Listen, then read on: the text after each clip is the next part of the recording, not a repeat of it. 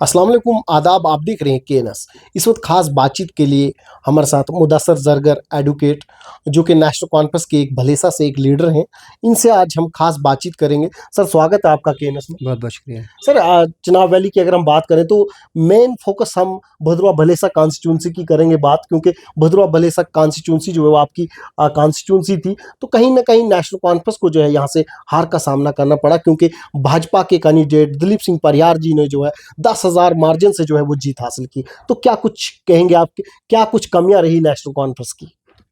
National conference Bhalessa बदरुआ जो है यहाँ पे बहुत ही मजबूत है और पहली बार 1947 के बाद यहाँ पे नेशनल कॉन्फ्रेंस जो है मजबूत दिखाई दी और 32,000 वोट लिया। हाँ, आखिर पर हम ज़रूर यहाँ पे जो हमारा रिज़ल्ट है वो हमारे खिलाफ आया। उसके जो वजूहात थी, सबसे पहले एडमिनिस्ट्रेशन का बाइस्ड एटीट्यूड था, जो महबूब इकबाल साहब ने भी कहा कि यहाँ पे एडमिनिस्ट्रेशन ने जिस तरह से एक ही कम्युनिटी के लोगों को पुलिस स्टेशंस में बैठकर भारतीय जनता पार्टी के वर्करों के साथ जो है हमारे कुछ वेपन्स बांटे गए, चाहे बदरुआ हो, चाहे ठाठरी हो, चाहे भलेसा में हो। तो उस वजह से जो है यहाँ पे पोलराइजेशन की गई और एक कम्युनिटी के लोग बिल्कुल वन साइड हो गए और दूसरे के लोगों के साथ जो यहाँ पे खरीदो फरोख्त की गई, जिस वजह से नेशनल कॉन्फ्रेंस कहीं न थोड़ा सा कमज़ोर दिखाई दी। मगर पहली बार जो है यहाँ पे नेशनल कॉन्फ्रेंस को इतना वोट आया है। सर, अगर हम बात करें तो अगर यहाँ पे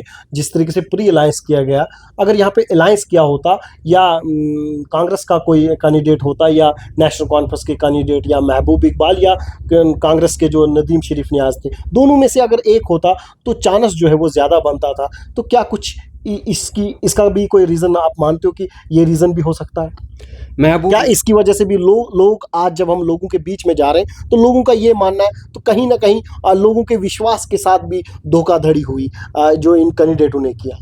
महबूब इकबाल साहब ने बारहा कोशिश की कि यहाँ के जो कांग्रेस के यहाँ कैंडिडेट थे उनको समझाने की कि आप इस बार जो है यहाँ पे बहुत कमज़ोर है, कांग्रेस जो है यहाँ पे बहुत कमज़ोर है, लिहाजा इस बार नेशनल कॉन्फ्रेंस को अलायंस का कैंडिडेट बनाया जाना चाहिए। और जहाँ अवाम की जो सोच है, जो यहाँ पे जो यहाँ के लोग थे वो भी यही चाहते थे कि ये जो मौका है महबूब इकबाल साहब को दिया जाए, नेशनल कॉन्फ्रेंस को दिया जाए और नेशनल कॉन्फ्रेंस जो है एक अच्छी लीड से यहाँ अपनी जो यहाँ के अलायंस के खाते में सीट डाल देती। मगर चूँकि यहाँ के कैंडिडेट जो हमारे थे, उन्होंने यहाँ हमारी लोगों की सोच को नहीं समझा, न ही कोशिश की कि वो हमारे लोगों की बात को समझे, और जिसकी वजह से नेशनल कॉन्फ्रेंस यहाँ पे हार गई।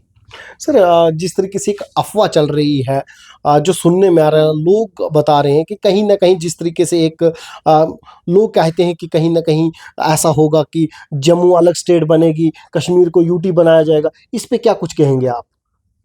देखिए, जम्मू कश्मीर एक गुलदस्ता है और जम्मू कश्मीर आज की रियासत नहीं है। ये महाराजा के टाइम पे यहाँ पे एक स्टेट होती थी और उसके बाद जब रीऑर्गेनाइजेशन एक्ट पार्लियामेंट में 2019 में पास किया भारतीय जनता पार्टी ने, उसके बाद भी इन्होंने जो है इसको एक साथ रखा। और आज अगर कुछ ताकतें ऐसी बात कर रहे हैं तो ये बिल्कुल गवारा नहीं है हमें खिता चनाब के लोगों को। क्या इससे हमें फायदा होगा या नुकसान? इससे जो है यहाँ हमारे लोग बिखर जाएंगे, हमारी जो जम्मू और कश्मीर का जो आपस में तालमेल है वो ख़राब हो जाएगा।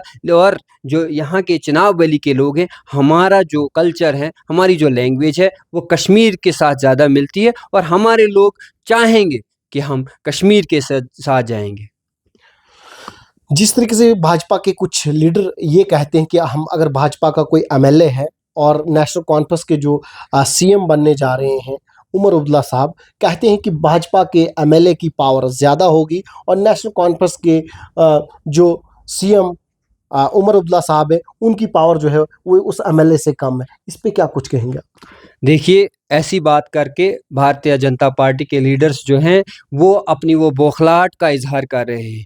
जो उन्होंने रिज़ल्ट के पहले दिन तक उन्होंने कहा कि यहाँ पे सिर्फ़ भारतीय जनता पार्टी की सरकार बन सकती है जम्मू कश्मीर में, उसके अलावा कोई सरकार नहीं बन सकती। और अब उनके पास कहने के लिए कुछ नहीं रहा है और इन अल्फ़ाज़ से वो जम्मू कश्मीर की आवाम जिन्होंने नेशनल कॉन्फ्रेंस को भारी मैंडेट दिया है, उनके जज्बात को ठेस पहुंचा रहे हैं। लिहाजा ऐसे लीडर्स को आवाम से माफ़ी मांगनी चाहिए जो डेमोक्रेसी को जम्मू कश्मीर में डाउनग्रेड करने की कोशिश कर रहे हैं।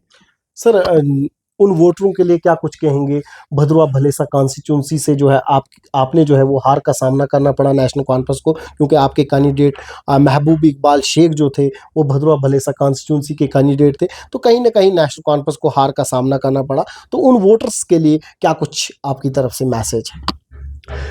हमारे जो यहाँ पे अवाम है भलेसा की और भदरवा की और चिराला की, उनका शुक्रिया हमारे का जो लीडर है महबूब इकबाल साहब, उन्होंने पहले ही किया हुआ है। और मैं भी उनको भरोसा देना चाहता हूँ कि महबूब इकबाल साहब, आपका जो भी मसाइल होंगे, जो भी काम होगा, वो महबूब इकबाल साहब जो हैं आपका सारे मसले हल करेंगे। और जो बात उमर अब्दुल्ला साहब तक या जो मसाइल हमारे बड़े मसाइल होंगे, भलेसा के होंगे, भदरवा के होंगे, चिराला के होंगे, वो हम उमर अब्दुल्ला साहब के साथ उठाकर उनको भी हल करने की कोशिश करेंगे। लिहाजा किसी को परेशान होने की ज़रूरत नहीं है। सरकार हमारी है और यहाँ पे नेशनल कॉन्फ्रेंस को लोगों ने भलेसा में भी लीड दी है। लिहाजा भलेसा के अवाम को परेशान होने की ज़रूरत नहीं है। शुक्रिया मुदस्सर जरगर जी।